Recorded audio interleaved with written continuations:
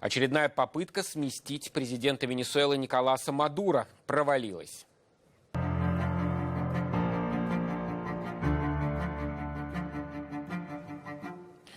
Оппозиционные депутаты, у которых большинство в парламенте, сослались на положение Конституции, которое допускает назначение новых выборов президента в случае признания главы государства отсутствующим на посту. Николас Мадуро бросил свой пост и предал Конституцию.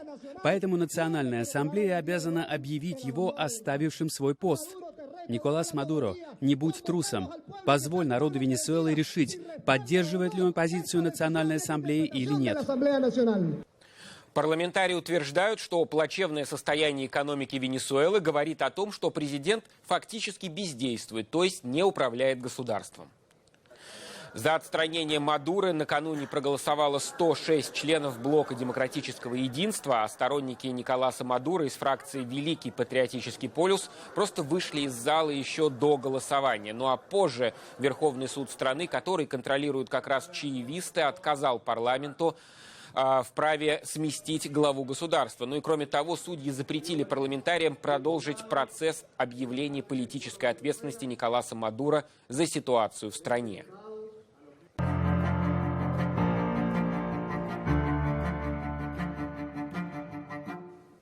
Сам Николас Мадуро, в свою очередь, обещает уже в этом году закупить новое вооружение для армии в России и в Китае. Это может быть авиация и стрелковое оружие. Николас Мадуро стал политическим наследником Уго Чавеса. Подробнее о его карьере в нашей справке. Николас Мадуро начал править Венесуэлой еще до того, как его официально избрали президентом страны. Незадолго до своей смерти Уго Чавес назначил его своим преемником. Противники считают Мадуро типичным представителем наиболее широких слоев венесуэльского общества. Малообразованный бывший водитель автобуса, довольно быстро сделавший успешную политическую карьеру. В 70-е и 80-е годы Мадуро – активист профсоюзного движения.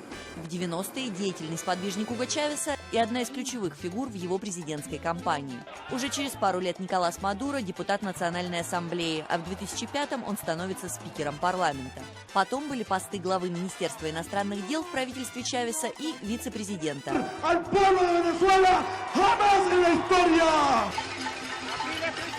Протестные выступления в стране начались чуть ли не на следующий день после того, как Мадуро принес присягу в качестве нового главы государства. Чтобы показать, кто теперь в доме хозяин, Мадуро приказал жестко подавить волнение. Результат оказался прямо противоположным. Выступления оппозиции вспыхнули с новой силой, стали повсеместными и по-настоящему массовыми.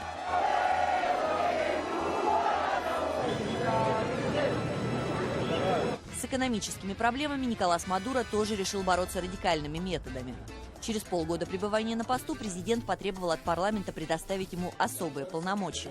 Это якобы было необходимо для эффективной борьбы с коррупцией и внешней экономической угрозой. Как тогда заявил Мадуро, без предоставления ему особых полномочий построение социализма в стране будет невозможным. Впрочем, построение социализма в Венесуэле с тех пор никак не ускорилось. Получив чрезвычайные полномочия, президент решил еще туже закрутить гайки. Правительство ограничило цены на продовольствие, что привело к тотальному дефициту.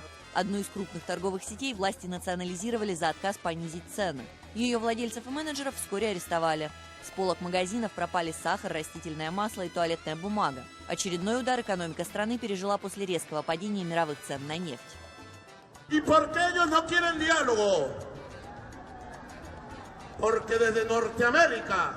Для оправдания провалов в экономической политике и управлении хозяйством страны высокопоставленные чиновники, в первую очередь сам Мадуро, используют старые, но вполне работающие пропагандистские приемы. Во всех бедах они винят агрессивных соседей, внутренних и внешних врагов, в первую очередь США. Кризис в Венесуэле совпал с падением цен на нефть. Это основной экспортный продукт страны. В последний год с полок магазина пропали практически все жизненно важные продукты, а за теми, что остались, выстроились огромные очереди, начались голодные бунты. Цены выросли на 500% за год, и по оценкам экспертов в этом году увеличится еще в 3 раза. Экономика Венесуэлы начала свое падение еще при Уго Чавесе. Подробнее об этом я спросил у нашего обозревателя Александра Гостева.